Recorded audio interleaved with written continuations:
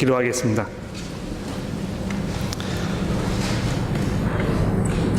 하나님 아버지, 감사합니다. 저희들을 영적으로 빈곤한 상태에 내버려 두지 아니하시고 하나님의 말씀으로 먹여주시니 감사합니다. 이 시간 저희를 도와주셔서 주의 성령께서 저희들의 마음과 생각을 지켜주시고 주의 말씀을 두렵고 떨리는 마음으로 들으며 우리가 어떻게 주를 기쁘시게 하는 삶을 살 것인가 돌아보고 이해하며 다짐하는 귀한 시간이 되도록 저희를 도와주시기를 간절히 기도합니다. 예수 그리스도의 이름으로 간절히 기도합니다. 아멘. 어저께 교회 남성 교우 두 분과 차를 타고 가면서 청소년 자녀를 둔 아버지로서 겪는 고충에 대해서 잠시 이야기를 하게 되었습니다. 자녀들이 집에서 부모들과 대화를 하는 시간이 줄어들고 또 방에 들어가서 문을 닫고 나오지 않으면서 이런 모든 것들이 섭섭하다는데 동의를 했고, 그런 그 대화는 곧바로 아이들이 너무 많은 시간을 이 스마트폰이나 인터넷 게임 등에 낭비한다는 그 성토를 하는 이 규탄 집회의 성격으로 금방 진화되었습니다. 그들의 삶에 이런 전자기구들로부터 분리시킬 수 있는 방법을 심도 있게 연구하기로 해보았습니다. 근데 여러분 보십시오. 자녀들에게 인터넷이나 전화를 좀 그만하라고, 공부 좀 하라고 이렇게 하는 것은 얼마나 식상한 소리인지 모릅니다. 마치 남편에게 아내들이 집에 좀 일찍 들어와서 아이들과 함께 시간을 보내면 안 되겠느냐 이렇게 부탁하는 그 소리가 식상한 것처럼 그런 것입니다. 아무리 옳은 말이라도, 아무리 좋은 말이라도 자주 들으면 그것이 잔소리가 되게 마련이고요. 그렇게 되면 우리의 마음은 그 소리에 대해서 점점 무감각해지거나 또 그 소리에 반발심이 생기게 마련입니다. 마찬가지로 교회에서 서로 사랑해야 한다고 말하는 것에 모두가 분명히 식상해 있음이 분명하다고 저는 생각을 합니다. 너무 당연한 말이고 또 너무 반복적으로 우리가 접하게 되기 때문에 오히려 아주 진부하게 느껴지는 것입니다. 낡아서 전혀 새롭게 느껴지지 못하고 전혀 신선함이 없게 우리에게 다가오는 것입니다. 또 그런 와중에서 우리는 가끔 이 교회가 너무 냉랭하다, 너무 사랑이 없다 하는 이런 날카로운 이 비판의 소리를 듣게 되기도 합니다. 여러분, 그 교회를 향해서 이제 사랑이 없다 이렇게 말씀하시는 것은 음식점에 가셔가지고 주인에게 왜 이렇게 음식이 맛이 없느냐고 이야기하는 것과 마찬가지거든요. 그래서 그런 말을 들으면 특히 목사들이 그 말에 즉각적이고 민감하게 방어적인 자세를 취하게 되어 있습니다. 그러면서 속으로는 자학하게 되고 또 교우들의 미성숙함에 대해서 원망스러운 마음을 갖게 되기도 하는 것입니다. 자, 그런데 이와 동시에 저는 우리 그리스도인들이 이 사랑이라는 개념에 대해서 너무 피상적이고 너무 슈퍼피셜하고 또 성경적이지 않은 그런 이해를 가지고 있지 않나 하는 그런 염려를 좀 가지고 있습니다. 그래서 오늘 본문 말씀인 이 데살로니가 전서 2장 17절 이하의 말씀을 통해서 우리가 이 형제 자매를 사랑한다는 것에 대해서 조금 깊이 있게 생각을 해보려고 합니다. 그럼 성경을 가지고 계시니까 본문 말씀을 한번 살펴봐 주시기를 바랍니다. 자, 2장 17절 말씀부터 우리가 보게 되면 이 데살로니가 교회를 향한 사도 바울의 그 애절한 마음을 우리가 읽어볼 수 있습니다. 보십시오. 형제들아, 우리가 잠시 너희를 떠난 것은 얼굴이요 마음이 아니니 너희 얼굴 보기를 열정으로 더욱 힘썼노라. 그러므로 나 바울은 한 번, 두 번 너희에게 가고자 하였으나 사탄이 우리를 막았도다. 우리의 소망이나 기쁨이나 자랑의 면류관이 무엇이냐? 그가 강림하실 때에 우리 주 예수 앞에서 너희가 아니냐? 너희는 우리의 영광이요 기쁨이니라. 그러므로 우리가 참다 못하여 우리만 아덴에 머물기를 좋게 생각하고 우리 형제 곧 그리스도의 복음을 전하는 하나님의 일꾼인 디모데를 너희에게 보내노니 이는 너희를 굳건하게 하고 너희 믿음에 대하여 위로함으로 이렇게 시작을 하고 있습니다. 사도 바울이 데살로니가에서 복음을 전한 다음에 다른 데로 좀 옮겨갔단 말이죠. 그랬는데 우리가 얼굴만 떠난 것이지 마음은 떠나지 않은 것이라고 이렇게 이야기하고 있습니다. 근데 여기 이제 떠났다 하는 표현을 우리 개역 개정 성경이 쓰고 있습니다만 그 원문에 보게 되면 여러분들로부터 우리가 고아가 된 것은 이런 표현을 쓰고 있습니다. 예? 얼마나 이 떨어진 그 헤어져 있는 상황이 안타까웠으면 마치 우리가 여러분들로부터 고아가 된 것 같겠다고 이렇게 이야기를 했었겠습니까? 또 18절에 보면 이 한 번, 두 번 이렇게 이제 번역이 되어 있는데 사도 바울이 한 번 시도해보고 두 번만 시도하고 그만뒀다는 얘기가 아니고요. 이 반복적으로 여러분들에게 다시 가려고 내가 여러 방면으로 수고하고 노력했다 이런 이야기를 하고 있는 것입니다. 또 19절과 20절에서 보는 대로 사도 바울이 데살로니가 교회 성도들을 얼마나 귀하게 여겼는지 우리가 알 수 있죠. 바로 여러분이 우리의 소망이며 바로 여러분이 우리의 기쁨이고 바로 여러분이 이 자랑의 면류관입니다. 이렇게 이야기하고 있는 것입니다. 근데 여러분 여기 보십시오. 우리가 이제 그 예수 그리스도 앞에 다 나아가게 될 것입니다. 거기에 나아가서 우리의 삶의 모습을 보여드릴 날이 올 것입니다. 하나님께서 이 정산을 하게 되는 것입니다. 너 이 일평생 살면서 뭐를 했는지 나의 영광을 위해서 이 그리스도의 복음을 위해서 너희가 뭘 하면서 살아왔는지 내게 보여달라. 하나님이 이렇게 우리에게 요구하실 것입니다. 마치 그 고린도 전서에서 사도 바울이 그 고린도 교회 성도들에게 하나님께서 이 불을 가지고 우리의 삶을 이 검증해 보실 것이라고 이야기하는 것처럼 여러분과 제가 하나님 앞에 나아가서 이 예수 그리스도의 그 심판대 앞에 서서 우리의 삶을 보여드려야 하는 그 날이 오게 될 것입니다. 그런데 그날 우리가 그 앞에 무엇을 가지고 나아갈 것입니까? 인생에 얼마나 성공을 했었는지 그것을 가지고 나아가실 것입니까?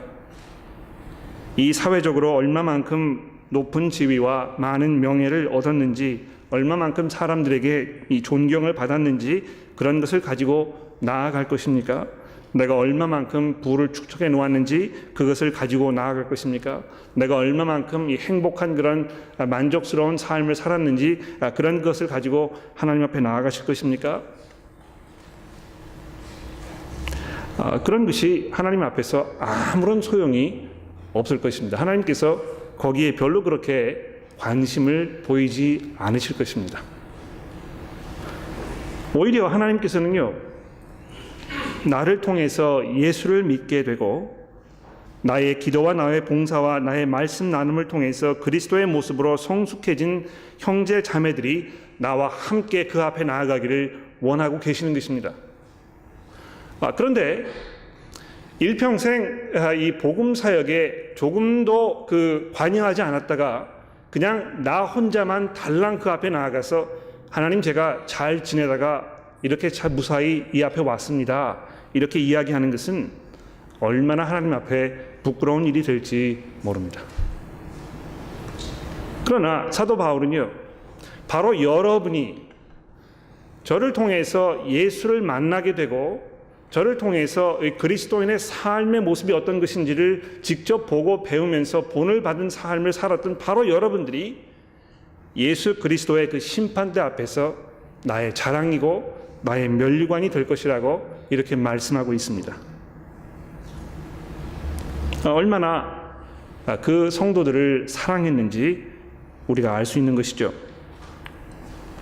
또 3장 1절로 넘어가서 이렇게 사도 바울이 이야기합니다. 우리가 참다 못하여 여러분들을 기다리는 그 마음이 너무 간절해서 우리가 참다 못해서 우리는 아덴, 지금으로 이야기하면 그 아테네를 말하는 것이죠. 아테네에 남기로 하고 디모데를 여러분들에게 보낸 것입니다. 이렇게 이야기하고 있습니다. 또 그 이유는 무엇입니까? 2절에 보십시오. 너희를 굳건하게 하고 너희 믿음에 대하여 위로함으로 이런 이유와 목적을 가지고 디모데를 그들에게 보냈다고 이야기하고 있습니다.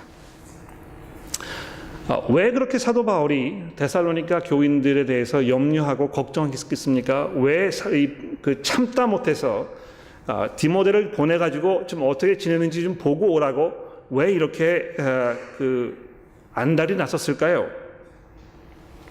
그 이유에 대해서 3절에서 이렇게 설명합니다. 아무도 이 여러 환난 중에 흔들리지 않게 하려 함이라. 우리가 이것을 위하여 세움을 받은 줄을 너희가 친히 알리라. 우리가 너희와 함께 있을 때에 장차 받을 환난을 너희에게 미리 말하였는데 과연 그렇게 된 것을 너희가 아느니라. 이러므로 나도 참다 못하여 너희 믿음을 알기 위하여 그를 보내었노니 이는 혹 시험하는 자가 너희를 시험하여 우리를 수고를 헛되게 할까 함이니. 자, 이러면서 그 환난에 대해서 이제 이야기하고 있죠. 3절에 보시면 무슨 상황입니까? 사도 바울이 데살로니가에 오기 이전에 이미 도망쳐 온 것과 마찬가지로 거기에 도착을 했습니다.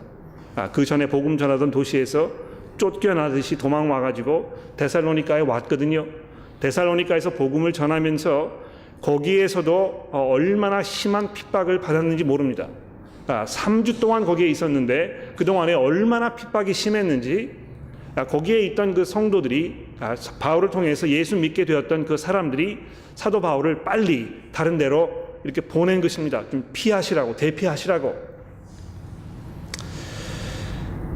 그런 상황을 보면서 자기가 그렇게 핍박을 받고 어려움 가운데 있는 상황을 보면서 데살로니가 교인들이 혹시 동요하지 않을까, 이런 염려가 바울 사도의 마음 가운데 있었던 것입니다. 여러분 요즘 뭐 신문 보시면 그 구원파 문제로 난리 아닙니까? 그렇죠? 아마 그 구원파에 있는 분들은 이제 유병현 씨라는 분이 핍박을 받는다고 이제 생각을 하실 것입니다. 그렇죠? 그래서 이제 거기 집결해가지고 농성을 벌이고 항의를 하고 막 이런 그 상황을 우리가 보게 되는 것입니다. 그런데 마치 내가 이 교회에 갈까 말까 이런 마음을 가지고 있던 사람들은 그런 상황이 그렇게 벌어지는 것을 보면서 가지 말아야 되겠다, 포기해야 되겠다, 그런 마음이 들지 않겠습니까? 마치 어떤 면에서 사도 바울이 지금 그런 염려를 가지고 있는 것입니다. 이 데살로니가에 있는 사람들이 나를 통해서 예수를 영접하게 되었고 복음을 믿게 되었고 나를 통해서 어떻게 사는 것이 그리스도인의 삶을 사는 것인가에 대해서 보고 배웠는데, 정작 내가 이렇게 고통을 당하고 고난을 당하고 핍박을 받고 있으니까 데살로니가 교회에 있는 교인들이 그 바울의 모습을 보면서 이럴 바에는 내가 차라리 신앙을 포기하고 그냥 예전의 삶으로 돌아가는 게 더 속 편하겠다, 이런 마음을 갖고 있었을지도 모르고 그런 것에 대해서 사도 바울이 얼마나 염려하고 있었는지 모른다는 것입니다.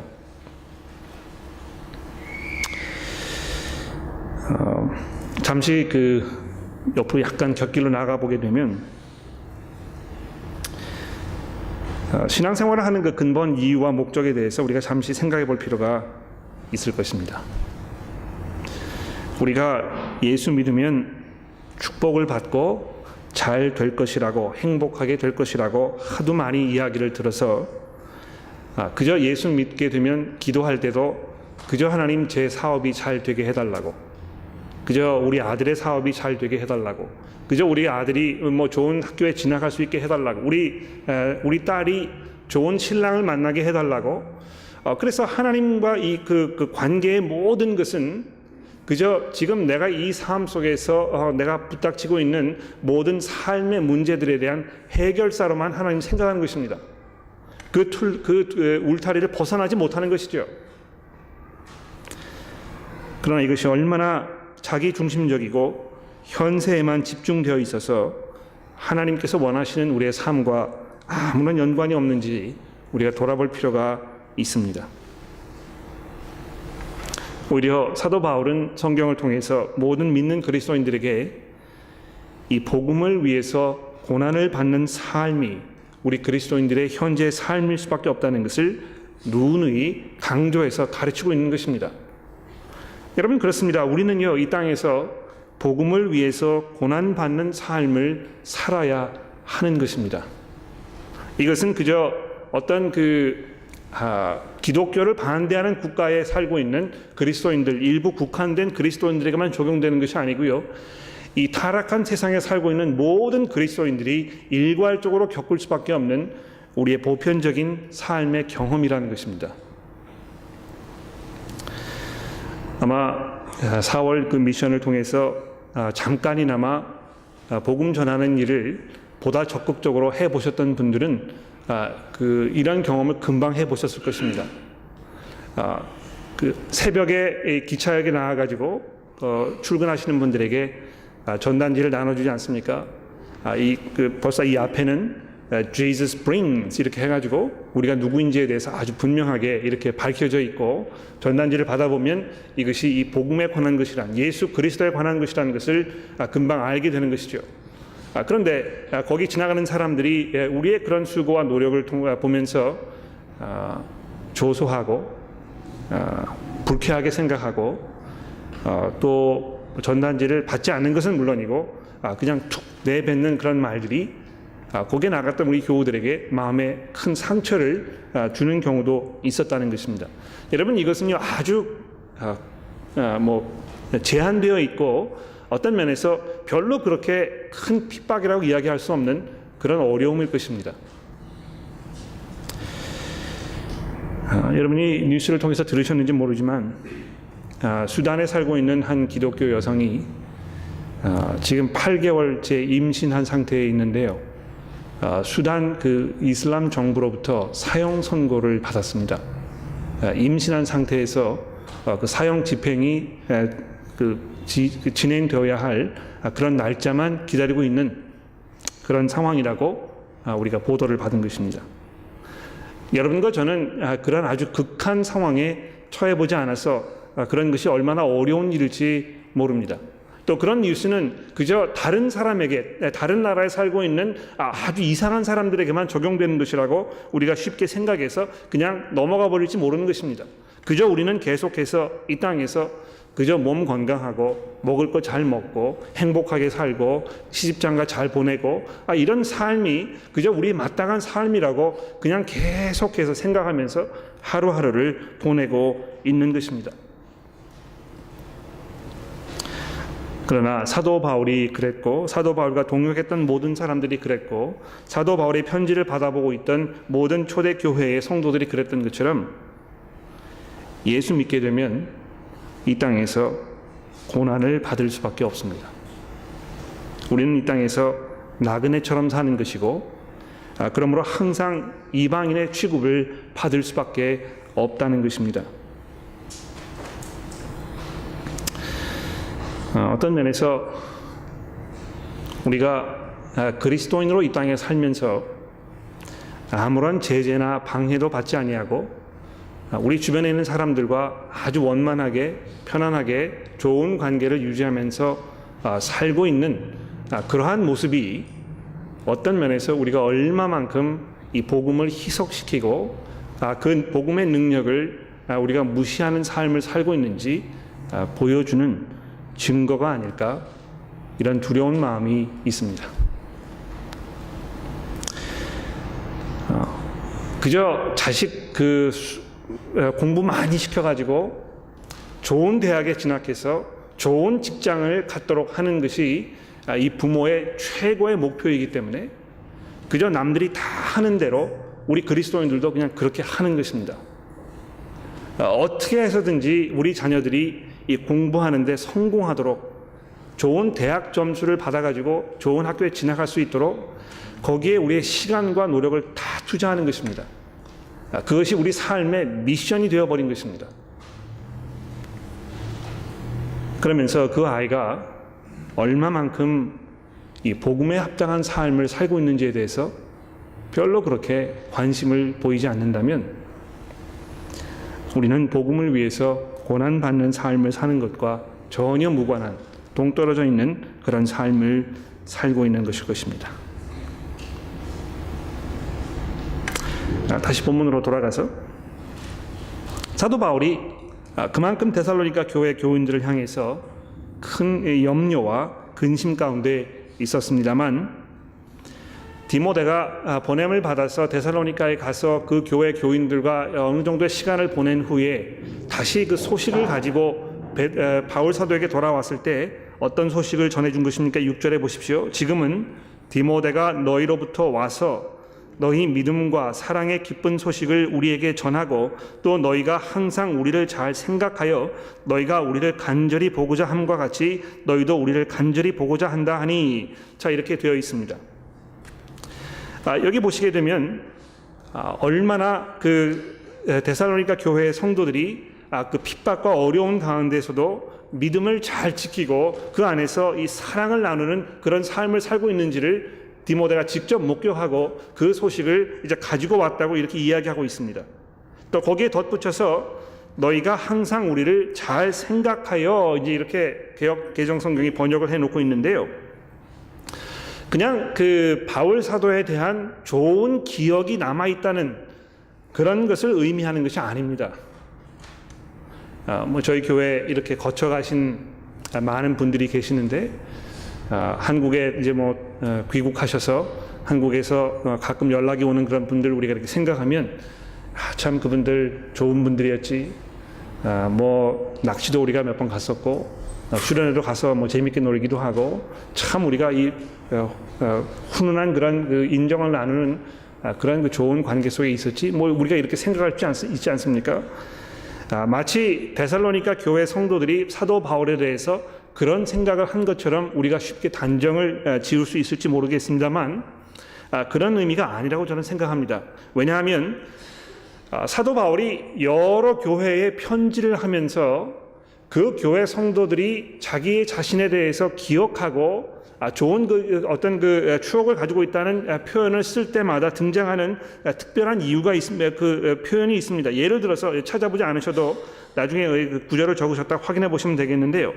가령 예를 들어서 고린도전서 4장 17절 말씀해 보시게 되면 사도 바울이 고린도 교회를 향해서 이렇게 말씀합니다. 이로 말미암아 내가 주 안에서 사랑하고 신실한 아들인 디모데를 너희에게 보내었으니, 이 디모데가 사도 바울의 부탁을 받아가지고요, 데살로니가도 가고 고린도 교회도 가고 에베소 교회에서도 사역하고 정말 이 디모데라는 사람이 사도 바울의 믿음의 동역자였던 것이 분명합니다. 그런데 이번에는 사도 바울이 이 고린도 교회에 디모데를 보내가지고 어떻게 했습니까? 디모데를 너에게 보내었으니 그가 너희로 하여금 그리스도 예수 안에서 나의 행사 곧 내가 각처 교회에서 가르치는 것을 생각나게 하리라. 또 고린도전서 11장 2절 말씀해 보십시오. 너희가 모든 일에 나를 기억하고 또 내가 너희에게 전하여 준 대로 그 전통을 너희가 지킴으로 너희를 칭찬하노라. 이렇게 되어 있습니다. 그래서 데살로니가 교회의 성도들이 이 바울 사도에 대해서 좋은 기억을 가지고 있다는 건 뭘 말하는 것입니까? 사도 바울이 그들에게 무엇을 가르쳐 주었는지, 또 그 가르친 바대로 사도 바울이 그들 가운데서 어떠한 삶을 살았는지에 대해서 그들이 잘 기억하고 있고 그것을 마음속에 깊이 간직하고 있고 또 그러한 삶을 그들도 아주 꾸준하게 살아가고 있었다는 것입니다.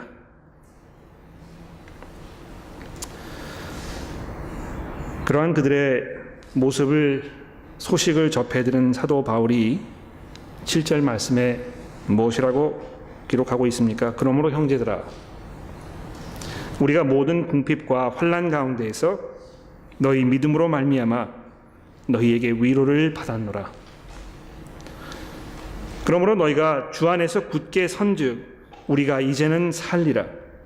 우리가 우리 하나님 앞에서 너희로 말미암아 모든 기쁨으로 기뻐하나니 너희를 위하여 능히 어떤 감사로 하나님께 보답할까. 사도 바울이 이 고린도 교회를 데살로니가 교회를 향해서 사랑이 넘치는 그 마음을 가지고 있었던 것처럼 사도 바울이 지금 이 데살로니가 교회의 성도들의 그 모습을 통해서 넘치는 사랑을 경험하고 있는 것입니다. 여러분들이 정말 그 믿음 가운데에서 흔들리지 아니하고 아주 그 견고한 신앙의 모습을 지키고 있다는 것을 소식을 제가 들었을 때 제가 얼마나 마음속에 안심이 되고 얼마나 제가 격려를 받고 도전을 받았는지 모릅니다. 이제 제가 살 것 같습니다. 이렇게 고백하고 있는 것입니다. 자, 그러면서 본문 말씀을 이렇게 그 기도로 이제 마치고 있습니다. 10절에 보십시오. 주야로 심히 간구함은 너희 얼굴을 보고 너희 믿음이 부족한 것을 보충하게 하려 함이라. 하나님 아버지와 우리 구주 예수는 우리의 길을 너희에게 갈 수 있도록 하시오며 또 주께서 우리가 너희를 사랑함과 같이 너희도 피차간에 모든 사람에 대한 사랑이 더욱 많아 넘치게 하사 너희 마음을 굳건하게 하시고 우리 주 예수께서 그 모든 성도와 함께 강림하실 때에 하나님 우리 아버지 앞에서 거룩함에 흠이 없게 하시기를 원하노라. 이런 그 기도의 말씀으로 결론을 내리고 있습니다. 무엇을 위해서 간구하는 것입니까? 하나님 아버지, 데살로니가의 성도들이 돈을 좀 더 많이 벌어서 안정된 삶을 살 수 있도록, 좀 더 좋은 집에 이사할 수 있도록 도와주시기를 간구합니다. 그의 자녀들이 좋은 대학에 진학해서 성공해서 사회에서 그 칭송을 받는 그런 성공한 아이들이 될 수 있도록 하나님 은혜를 베풀어 주시기를 기도합니다. 이렇게 기도한 것입니까? 그렇지 않습니다. 오히려 여러분들의 그 믿음이 부족한 부분이 있으면 그것이 보충될 수 있도록 여러분들이 피차간의 모든 사람에 대한 사랑이 더욱 넘쳐나도록 여러분들의 마음이 굳건하게 되어서 예수 그리스도와 그 모든 성도와 함께 강림하실 때 우리 하나님 앞에서 거룩함에 흠이 없게 되도록 간구하고 있는 것입니다. 여러분 그 기도하시는 분의 내용을 잘 들어보면 이분의 삶이 어디에 초점이 맞춰져 있는지, 이분의 그 신앙생활의 그 중심에 무엇이 자리하고 있는지, 얼마만큼 하나님의 그 계획과 목적을 잘 이해하고 있는지 아주 금방 드러납니다. 자녀분들 위해서 잘 되게 해달라고 기도하세요. 그 잘못된 거 아니라고 저는 생각합니다. 그러나 우리가 기도할 때 우리의 삶이 이 현세에만 국한되어 있지 않다는 것을 우리가 마음속에 기억해야 할 것입니다. 우리는 이 땅에서 그저 70년, 길어야 80년을 살다가 가버리지 않습니까? 그런데 가서 우리가 소멸되는 것이 아니고요, 영원한 하나님 나라에서 영원한 삶을 살게 될 것입니다. 그렇다면 지극히 우리의 삶은, 우리의 기도의 모습은 바로 그 날을 준비하고 계획하고 거기를 그 나라에서의 삶을 훈련하는 그 일에 집중되어야 하는 것이 아주 마땅할 것입니다. 자, 이제 결론을 내려보겠습니다. 형제 자매를 사랑한다는 것에 대해서 7가지 제가 권면의 말씀을 드리고 싶은데요.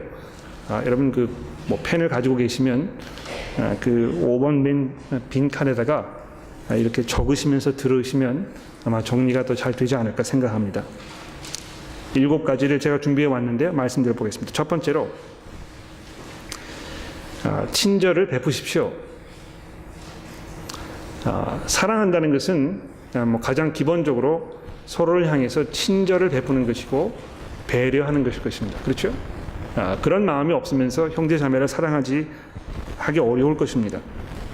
또 두 번째로 가능한 한 많은 시간을 서로 보내면서 서로 가깝게 지내십시오.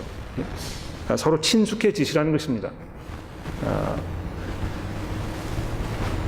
자, 그런데 제가 보니까 많은 경우에 교회에서 우리가 사랑을 서로 베푼다는 것은 그저 이 2가지를 잘 하는 것에 국한되어 있지 않나 이렇게 생각합니다.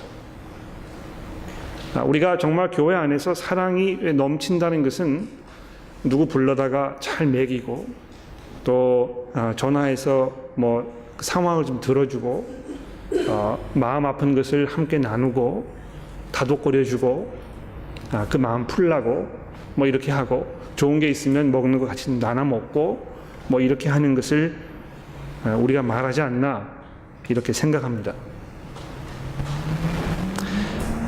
그런 것들이 굉장히 좋은 것이고 필요하다고 저는 생각을 합니다. 그러나 우리 그리스도인들이 나누는 그리스도인들의 사랑은 그것보다 훨씬 더 큰 것입니다. 그래서 세 번째로, 형제나 자매를 나의 소망이나 기쁨이나 자랑의 면류관으로, 우리가 예수 앞에 섰을 때 나의 영광이요 기쁨으로 여겨야 할 것입니다. 여러분, 옆에 앉아 계시는 분 얼굴을 좀 이렇게 들여다보십시오. 그리고 이 시간에 한번 이렇게 얘기해 보시겠습니까? 형제가, 자매가 나의 소망이며 나의 기쁨이며 나의 자랑의 면류관이며 나의 영광입니다. 이렇게 한번 얘기해 보시겠어요?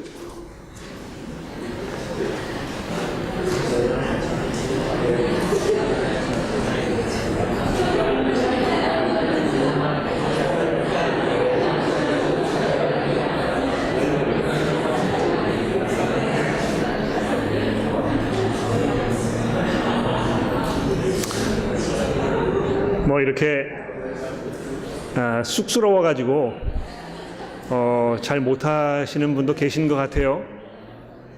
그런데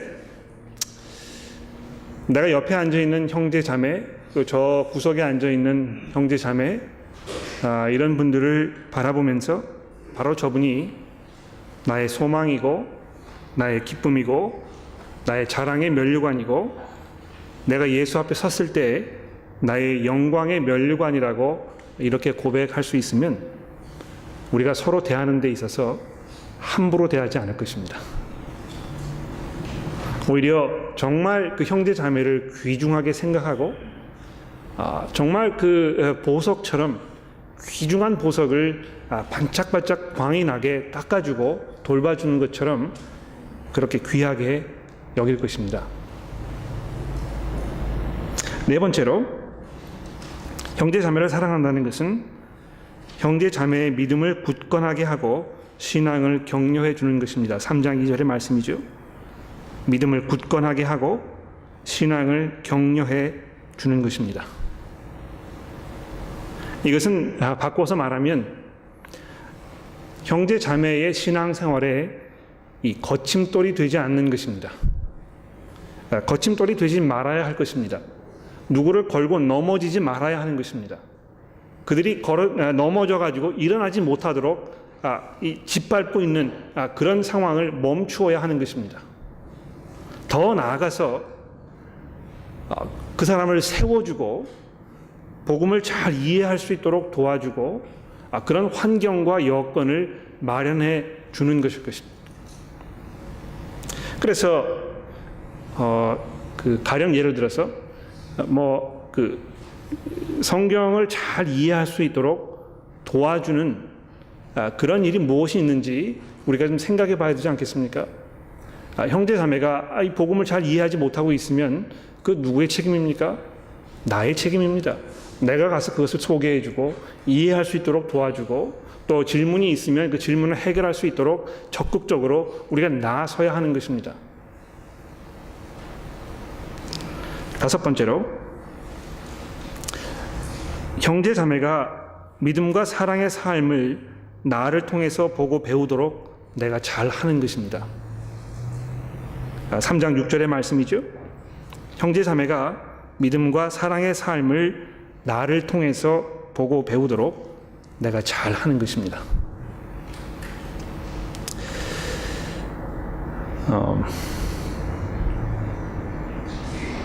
저희 교회에 다양한 연령층이 있습니다. 20대 분도 계시고 또 연세 많으신 80 넘어가신 어르신들도 계십니다. 근데 전반적인 추세를 이렇게 보게 되면 연세가 높으신 분들의 경우에 이건 이제 어떤 특정한 분을 말씀드리는 것이 아니고 전반적인 그 패턴을 말씀드리는 것입니다. 연세가 많으신 분들은 이 신앙생활하는 것을 지극히 개인적인 일로 여기시는 그런 모습이 아주 강하신 것 같아요. 무슨 말이냐 하면 상대방에 대해서 그 믿음에 관한 어떤 그 관심을 보이거나 이러지 않는다는 것입니다. 그래서 교회에서 서로 관계하고 말씀을 나누실 때도 그냥 일상적인 삶의 모습에 대해서 얘기하고 어떤 그 사회적 이슈나 이런 거 이렇게 얘기하고 넘어가는 것입니다. 굉장히 피상적이죠. 굉장히 이 겉 표면 수박 겉핥기라고 이제 그러지 않습니까?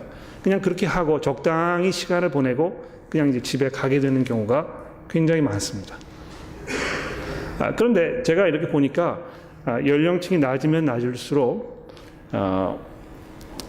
내가 지금 이 복음을 이렇게 들었는데 그 복음의 말씀이 지금 내가 현재 처해 있는 상황 속에서 나에게 무엇을 이야기하고 있고 이것이 내 삶 속에 구체적으로 어떻게 적용되어야 할 것인가 서로 솔직하게 생각해보고 이야기하고 서로 조언 주고 하는 것 더 잘 하시는 것 같아요. 그래서 저희 교회의 연장자이신 어르신분들 이 부분에서 온 교회 여러분들에게 신앙의 본이 되시도록 여러분 정진하셔야 될 것입니다. 여러분들의 그 연장자로서의 삶의 그 선배로서의 그 삶의 모습을 젊은 교우들이 바라보았을 때 나도 나이가 들면 나도 좀 저렇게 살아야 되겠다. 나도 저런 모습으로 형제 자매들을 격려하고 가르쳐주고 돌아보는 그런 모습을 살아야 되겠다. 이렇게 돼야 될 것입니다. 저희 교회가 병합한 후에 그 세인트 토마스 교회나 세인트 존스 교회에 연로하신 그 신앙의 선배들을 저희가 많이 우리 한 식구로 모시게 되었습니다. 제가 그분들의 삶을 이렇게 바라보면서 매번 놀랄 수밖에 없는 것은 그분들이 연로하시고 또 많은 그 사역에 직접 참여하실 수 없으시고 굉장히 무기력하게 살고 있는 것처럼 보입니다만 그분들이 하시는 그 말씀이라든지 젊은 사람들을 대하는 데 있어서 그 보여주는 어떤 그 믿음의 성숙함, 온유함, 또 복음 전하는 일에 대한 어떤 그 열정들 이런 것이 얼마나 큰 도전과 격려가 되는지 모릅니다. 우리 가운데에도 그러한 모습들이 잘 정착이 되어야 할 것입니다. 여섯 번째로 3장 7절이 말씀하고 있는 것처럼 나의 믿음 생활을 통해서 형제 자매가 위로를 받도록 사는 것입니다. 사실 저도 그런 경험을 많이 합니다만 믿음 가운데 든든히 서 있어서 어떤 특정한 그 일을 당했을 때 흔들리지 아니하고 잘 인내하는 그런 형제 자매들의 모습을 보면 제 마음속에 얼마나 큰 평안과 또 그 격려가 되는지 모릅니다. 아마 여러분들도 그런 경험을 많이 하셨을 것입니다.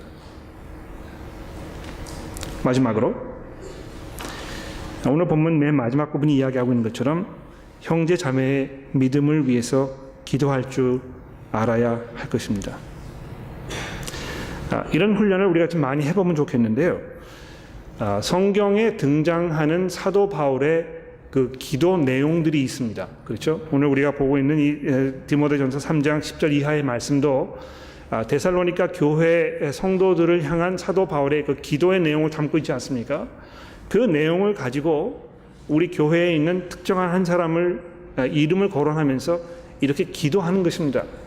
하나님, 우리 교회에 아무 누구가 정말 그 믿음이 부족한 가운데 있는데 그 형제, 그 자매의 삶 속에 정말 그 부족한 믿음이 충족될 수 있도록 저를 사용해 주십시오. 하나님께서 저를 통해서 정말 그 형제를 깊이 사랑하게 하시고 또 그 형제의 삶 속에 사랑이 넘치고 믿음 가운데 굳건하게 하셔서 예수 그리스도 앞에 우리가 나아갔을 때 거룩함에 흠이 없도록 그 형제, 그 자매를 하나님 보살펴 주십시오. 이렇게 기도하는 것입니다.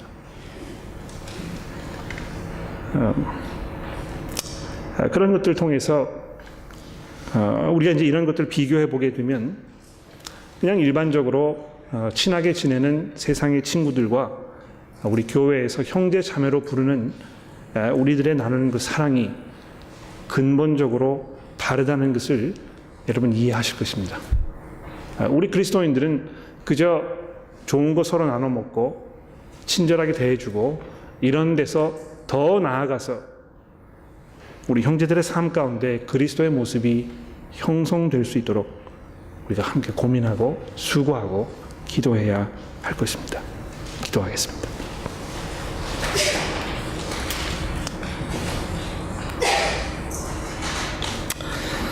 하나님 아버지, 저희가 서로를 돌아보았을 때 그저 표면적으로 서로 도닥거려주고 그 이상 더 나아가지 못하는 그런 삶에 있다면 하나님 저희를 용서하여 주시고 저희가 보다 근본적으로 마치 그리스도께서 우리를 사랑하셨던 것처럼 그래서 우리를 구원하시기 위하여 그 삶을 내어놓으셨던 것처럼 저희들도 그렇게 할 수 있도록 도와주시기를 기도합니다. 하나님 저희가 형제 자매를 바라보았을 때 그 형제 자매가 거룩하고 흠이 없는 모습으로 예수 그리스도 앞에 나아갈 수 있도록 하기 위해서 내가 무엇을 어떻게 해야 할 것인가 이것을 고민하게 하시고 또 우리가 서로 만났을 때에 그러한 우리의 염려와 우리의 그 노력이 사랑으로 표현될 수 있도록 저희를 도와주시기를 간절히 기도합니다. 하나님 저희가 그냥 이것이 너무 어렵다고 이것이 쑥스럽다고 그냥 넘어가지 않도록 하나님 저희를 도와주시고 특히 이런 면에서 저희 교회의 리더 여러분들이 솔선수범해서 본을 보이며 또 연장자이신 여러분들이 이런 면에서 리더십을 가지고 우리 교회의 어떤 그 환경과 그 분위기를 잘 이끌어 나갈 수 있도록 하나님 도와주시기를 간절히 기도합니다. 예수 그리스도의 이름으로 간절히 기도합니다.